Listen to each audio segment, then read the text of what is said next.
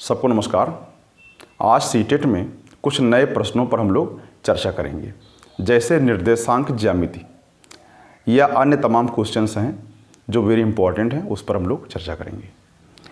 तो सबसे पहले देखिए, क्षेत्रफल की अवधारणा से परिचित कराने के लिए शिक्षक शुरुआत कर सकता है। शिक्षक शुरुआत कर सकता है विभिन्न आकृतियों का क्षेत्रफल सूत्र द्वारा, हथेली, पत्ते, नोटबुक आदि से विभिन्न वस्तुओं की सहायता से किसी आकृति के क्षेत्रफल की तुलना करना। क्योंकि आप जानते हैं ये प्राथमिक स्तर की बात है, तो चूंकि बच्चे तुरंत क्षेत्रफल निकालना नहीं सीखते हैं, वो सिर्फ इतना जान पाते हैं किसका क्षेत्रफल ज़्यादा है और किसका क्षेत्रफल कम है, किसमें जगह ज़्यादा है और किसमें जगह कम है। तो ये बिल्कुल सटीक बैठेगा आपका।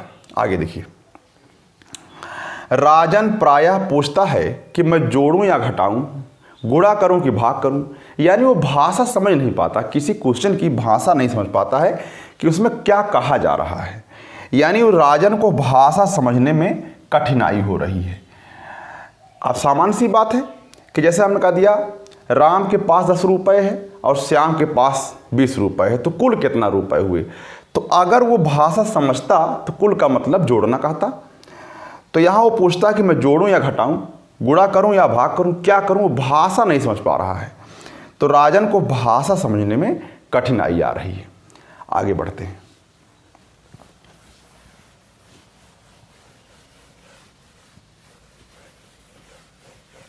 अगला क्वेश्चन है, कार्तीय तल में एक बिंदु है -2 -3। तो सबसे पहले आप देख लीजिए कि कार्तीय तल में क्या होता है। जैसे ये +x बोला जाता है और ये -x और ये +y और ये -y, इसे हम लोग प्रथम चतुर्थांश बोल सकते हैं, ठीक है ना, फर्स्ट क्वाड्रेंट बोल सकते हैं। ऐसी द्वितीय है, ये तृतीय है और ये चतुर्थ है। देखने से ही लग रहा होगा, देखिए ध्यान से, किसी भी बिंदु में सबसे पहले x वाला पॉइंट लिखते हैं। तो x वाला पद प्लस है कि माइनस है? प्लस है। कामा y वाला पद भी दोनों ही प्लस है। यानी अगर दोनों ही अंक जो है धनात्मक हो तो वो प्रथम पाद में आएगा। अच्छा, अगर x वाला पद देखिए पहले लिखते हैं तो माइनस और y वाला पद प्लस, माइनस प्लस, यानी x वाला पद हमेशा पहले लिखेंगे। यहाँ भी दोनों ही माइनस है तो किसी को भी आप पहले लिख सकते हैं, दोनों ही आ जाएंगे उसमें। इसी प्रकार से चतुर्थ में पहले प्लस रहेगा और तब माइनस रहेगा। यानी कि अगर किसी बिंदु में पहली संख्या जो है वो धनात्मक है और दूसरी ऋणात्मक है तो चतुर्थांश में आएगा। अच्छा, अगर दोनों संख्या ऋणात्मक हैं तो तृतीय में आएगा। तो ये पहला क्वेश्चन आप समझ गए होंगे कि कार्तीय तल में बिंदु अगर -2, -3 है तो किस पाद में आएगा? तृतीय पाद में या तृतीय चतुर्थांश में आएगा, क्योंकि दोनों पद इसके माइनस के हैं। ये ध्यान रखिए। आगे बढ़ते हैं।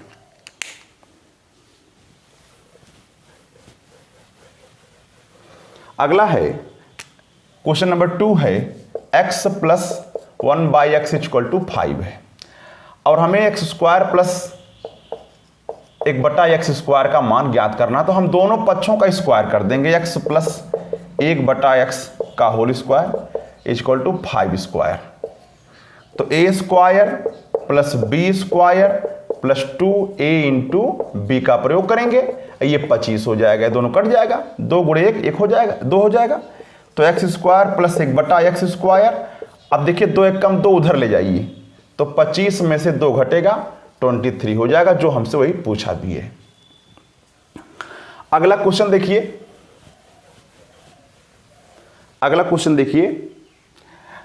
क्वेश्चन नंबर 3 है। इसमें लिखा है 2 की पावर x + 5 = 2 की पावर x + 3 + 12 लिखा है। इसे कैसे सॉल्व करेंगे? तो जरा ध्यान दीजिए, सॉल्व करने के लिए हम क्या व्यवस्था करते हैं। इसको लिख सकते हैं 2 की घात 5 और गुणे 2 की घात x लिख सकते हैं, इस प्रकार से लिख सकते हैं। और इसको इधर लाइए तो 2 की घात 3 हो जाएगा और 2 की घात x, गुणा में घातें जुड़ते हैं फिर ऐसे ही हो जाएगा, = 12 हो जाएगा। 2 की घात x आप अलग कर लीजिए, 2 की 5 घात 32 होगा और 2 की 3 घात 8 बराबर 12 हो जाएगा। तो 2 की घात x, अब अगर 8 घटाएंगे आप इसमें से तो 24 हो जाएगा, बराबर 12 हो जाएगा। तो अगर आप काटते हैं तो यहाँ से कट के उधर जाएगा तो 24 हो जाएगा, इधर नीचे 24 हो जाएगा और 12 दूना 24, यानी 1/2 कहिए या 2 की घात -1 कह देंगे, वो 1/2 के ही बराबर होता है। तो अब हम तुलना कर सकते हैं, कंपेरिजन कर सकते हैं, x = हो जाएगा -1। आगे बढ़ते हैं।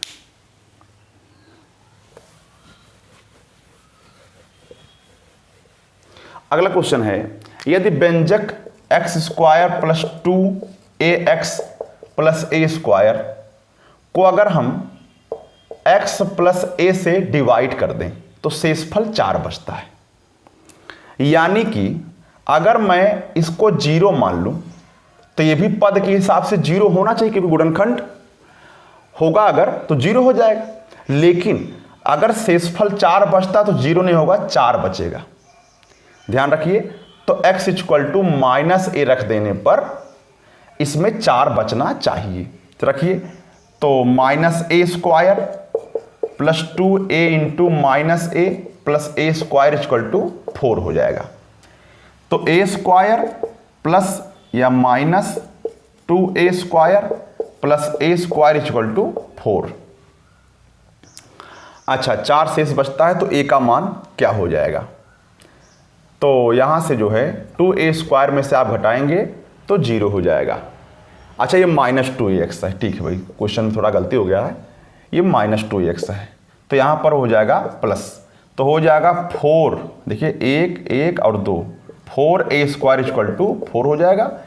तो a² हो जाएगा 1, और आप जानते हैं अगर आप वर्गमूल लेते हैं तो हो जाएगा +-1, यानी a का मान +1 भी हो सकता है और -1 भी हो सकता है। ध्यान रखिएगा, अगर x + a गुणनखंड होता तो यहां हम 0 ही लिखते, और शेषफल अगर बच रहा है तो वो शेषफल रहेगा। आगे देखिए,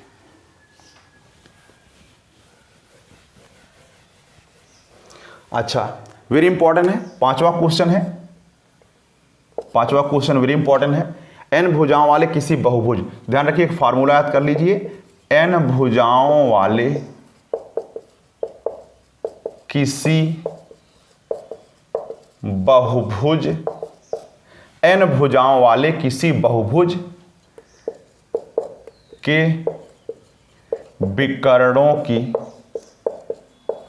संख्या n² - 3n/2 होता है। जैसे अब मैं इसमें आप जैसे मान लीजिए आपका षष्ठभुज है, ठीक, या इसे बना दीजिए,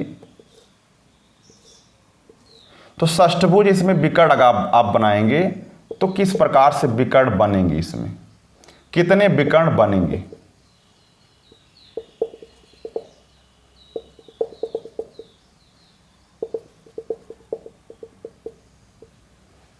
जरा ध्यान दीजिए, तो मैं देख रहा हूं विकर्णों की संख्या कितनी हो रही है।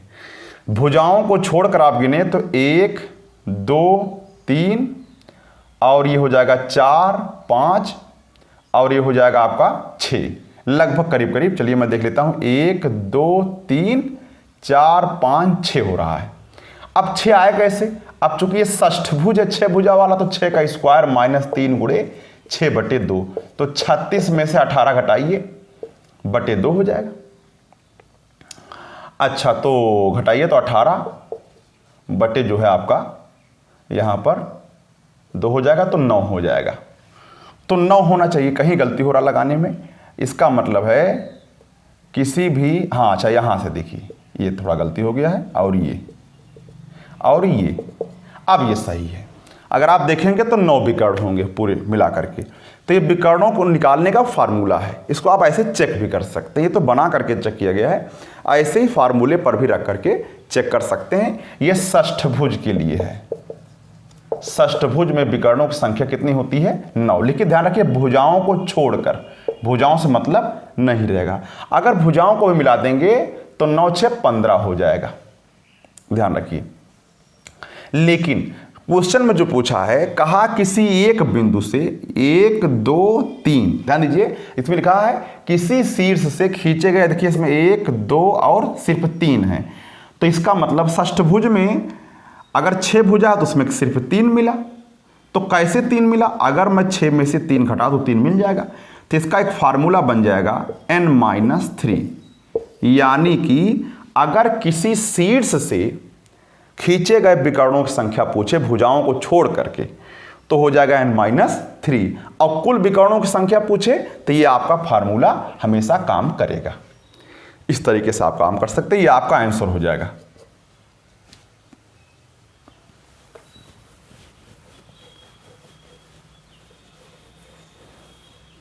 अच्छा, यदि किसी चतुर्भुज के विकर्णों के विकर्ण एक दूसरे को समकोण पर समद्विभाजित करते हैं।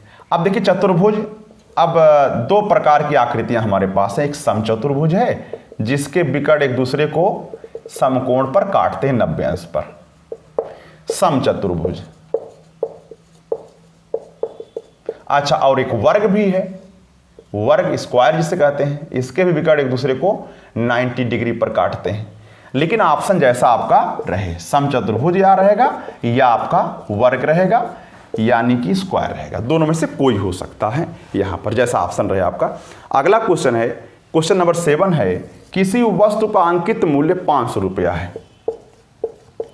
गुणे अंकित मूल्य के साथ हमेशा क्या नाम है, छूट रहेगा, यानी 100 में से 5 घटाइए 95 हो जाएगा। ध्यान रखिए 100 माइनस छूट प्रतिशत, यानी छूट वाला 100 में से घटाइएगा तो 95 हो जाएगा, और लाभ वाला 100 में जोड़िएगा तो 125 हो जाएगा।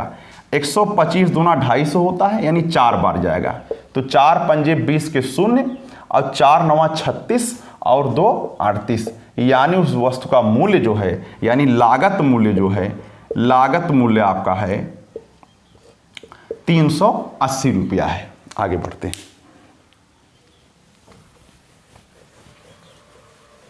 अगला है, जरा ध्यान दीजिएगा, x plus y, question number 8 है, x प्लस वाई की 3 घात माइनस x की 3 घात प्लस y की 3 घात। अब इसका गुणनखंड ऑप्शन भी दिया रहेगा आपको, क्या हो सकता है। तो पहले मैं दिखा दे रहा हूं क्या क्या हो सकता है। जैसे x की, इसको आप सॉल्व करेंगे, y की 3 घात प्लस 3xy ब्रैकेट में x प्लस वाई, ये फार्मूला होता है, माइनस x की 3 घात और y, ये दोनों आप काट सकते हैं इन दोनों से, तो 3xy और x प्लस वाई। तो गुणनखंड में कौन कौन हो सकता है? गुणनखंड में आपका 3xy भी हो सकता है, कामा x प्लस वाई भी हो सकता है, x मतलब इसी में से आपस में कोई भी हो सकता है, किसी के भी साथ आपस में। तो ऑप्शन में अगर ये दिया है तो आपका ये आंसर हो जाएगा। आगे देखिए, चलिए अगला है क्वेश्चन, क्वेश्चन नंबर 9 है। क्वेश्चन देख नहीं रहा होगा, मैं लिख दे रहा हूं। 1 + 2 + 3 + एंड सो ऑन 10 -50, इसका योगफल क्या होगा? हम जानते हैं, यानी इंटू n + 1, यानी 10 गुणे 10 + 1/2 हो जाएगा -50, यानी आप 10 2 × 10 कर सकते हैं, और 11 × 55 हो जाएगा। ये 55 में से 50 घटाइए तो आपको 5 प्राप्त हो जाएगा। 10वां क्वेश्चन क्या है? प्रेक्षणों x, x + 3, x + 5, x + 7, x + 10 का माध्य 9 है। तो प्रथम या अंतिम 3, तो अंतिम 3 का माध्य क्या होगा? क्या है ये पूछ लिया आपसे, मान लीजिए, तो क्या करेंगे? चलिए देखते हैं। तो अगर माध्य x का मान पहले निकालिए, माध्य अगर 9 दिया गया है तो यानी x + 3, x + 5, x + 7 और x + 10 सबको मिलाकर 1 2 3 4 5 से भाग कर दीजिए तो वो 9 के बराबर हो जाएगा। 1 2 3 4 5, यानी 5x + 17 और 3 20 और 5 25 और 9 × 5 45। सॉल्व करेंगे तो 5x बराबर हो जाएगा 20, x बराबर 4 हो जाएगा। यानी x बराबर अगर हमको 4 मिल गया तो प्रथम 3 अंतिम 3 कौन कौन हो जाएंगे? ये तो 5 4 9 हो जाएगा और 7 4 11 हो जाएगा, 10 4 14 हो जाएगा। इनका माध्य निकालना है। तो उत्तर बराबर क्या होगा, 9 + 11 + 14 सबको जोड़कर अब की बार हम 3 से डिवाइड करेंगे। तो अगर हम सबको जोड़ेंगे 11 9 20 34 हो जाएगा। 34 में 3 से डिवाइड कर दीजिए, जो भी आता है, ठीक है ना, जो भी आता आपका आंसर हो जाएगा। अंतिम 3 का माध्य अगर पूछेगा तब ये काम आप करेंगे।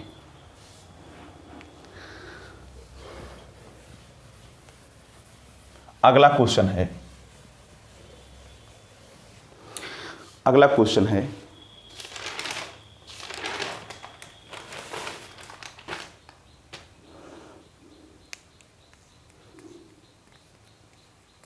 इसमें जो दिया गया है, एक व्यक्ति अपनी यात्रा का 2/5वां भाग ट्रेन से, एक क्वेश्चन है, कहा एक व्यक्ति यात्रा का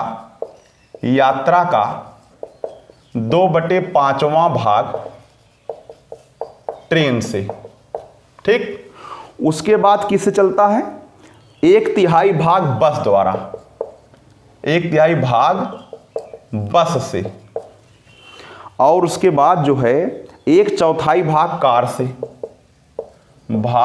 कार से, और शेष 3 किलोमीटर पैदल चलता है, 3 किलोमीटर पैदल चलता है। इसका मतलब है कुल कितनी दूरी तय करेगा। तो सामान्य सी बात है, तो आप इन तीनों को जोड़ लीजिए। तो यानी कि ट्रेन प्लस बस प्लस कार जोड़िए जरा, 2/5, 1/3 और 1/4 आप पहले ऐड कर लीजिए। 4 तियां 12 पंजे 60 हो जाएगा। तो आप भाग करें, आप 5 से भाग करेंगे, 12 दूना 24 हो जाएगा, ये 20 हो जाएगा और ये 15 हो जाएगा। अगर आप सबको जोड़ लीजिए तो 5 4 9 हो जाएगा, 2 2 4 1 5, 59/60। यानी अगर शेष कितना बचा अगर हम निकालें तो 1 में से 59/60 घटाइए, आएगा 1/60 भाग। तो कुल यात्रा का 1/60 भाग वो 3 किलोमीटर जो पैदल चलता है, जो कार ट्रेन बस से बचा हुआ जो है, तो कुल यात्रा हो जाएगा 60 से गुणा करिए 180 किलोमीटर हो जाएगा। और बाकी बातें हम कल सिखाएंगे।